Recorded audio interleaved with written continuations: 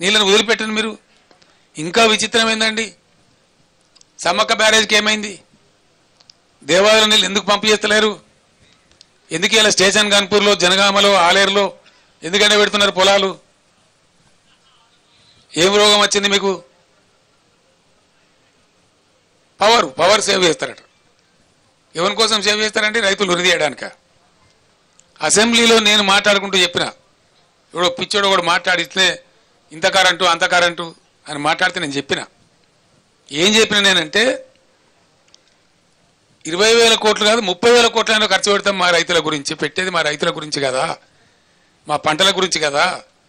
బరువుగా పంటలు పండితే 4-5 నెలలు తీరిపోతాయి. ఇవన్నీ రాష్ట్ర ఆర్థిక స్థితి బాగుపడుతుంది, రైతుల యొక్క ఆర్థిక స్థితి బాగుపడుతుంది.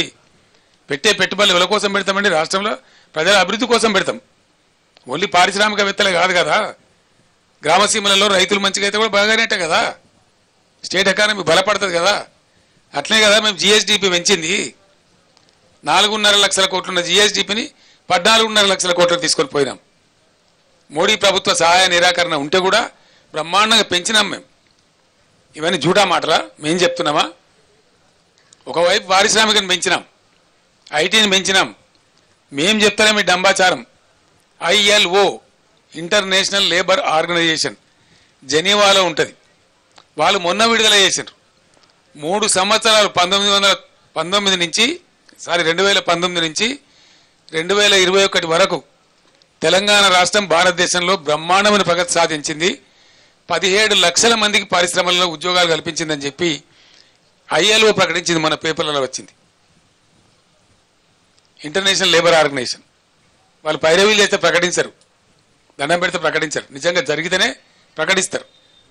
అటు పారిశ్రామికంగా అభివృద్ధి చేసినాం, ఐటీలో అభివృద్ధి చేసినాం, జిఎస్డిపి పెంచినాం, పర్ క్యాపిటా పెంచినాం, బడ్జెట్ పెంచినాం. అట్లనే రాష్ట్ర రైతాంగాన్ని కంటికి రెప్పలా కాపాడుకున్నాం. నేను బరువైన గుండెతో మాట్లాడుతున్నాను. ఎందుకంటున్నా అంటే 1 ఎకరం ఎండని తెలంగాణలో మీరు ఇలా 15-16 లక్షల ఎకరాలు ఎండబెట్టినారు మీ అసమర్థత వల్ల.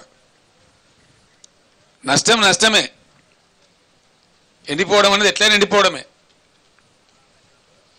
పంట పెట్టగానే పోతే కరువు వస్తే అదొక దరిద్రం.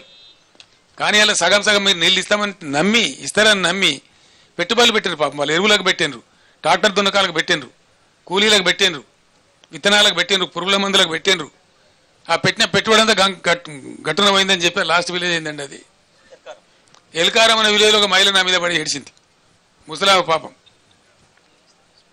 నీళ్ళు ఇస్తామన్నారు సార్, పెట్టుకున్నాము, 2-3 తళ్ళకి ఇచ్చిండ్రు, నాట్లు వేసుకోమన్నారు, మేము నమ్మి పెట్టుకున్నాం గవర్నమెంట్ కదా అని మధ్యలో బంద్ చేసి మా పంటలు పోయినాయి అని చెప్పి చేయి పెట్టి చూపెడతా ఉంది. ఇటంతా 1500 ఎకరాలు ఎండిపోయేసారని చూపెడతా ఉంది. నేను బస్సు ఎక్కినాక అడిగితే బస్సులకి వెళ్ళి హైట్ ఉంటాం కాబట్టి దూరం కనబడుతుంది, నాకు కూడా కనబడతా ఉంది కళ్ళకు.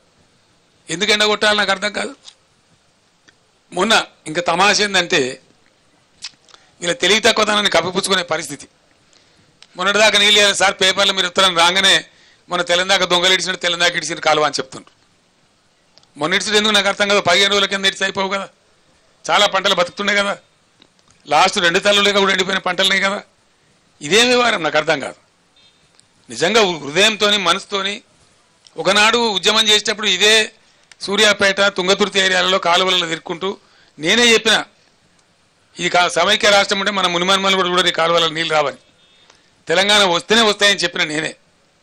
వచ్చిన తర్వాత మేము ఎంత శ్రద్ధ పడ్డామో, ఎంత కష్టపడ్డామో, ఏ విధంగా కాళేశ్వరం కట్టి ఇంటర్వ్యూన్ చేసి SRSPని పైకే సరిపెట్టి ఎంత నీళ్ళు తెచ్చినామో అందరు మీరు చూసి, మీరు సూర్యాపేట వాసులు మీ కళ్ళారా చూసిండ్రు ఎంత అద్భుతంగా నీళ్లు వచ్చినాయో, పంటలు ఎట్లా పండినాయో. చాలా చోట్ల మాకు జాలుగారుతున్నాయి సార్ పొలాలని మాట్లాడిన మాటలు కూడా మీరు కళ్ళతో చూసినారు. ఆ జాలుగారిన పొలాల్లో జాలు మాయం చేసిన దొంగ ఎవడు, ఎలా అసమర్థుడు ఎవడు, దీనికి జవాబు చెప్పేవాడెవడు? ఇవేం లేదు.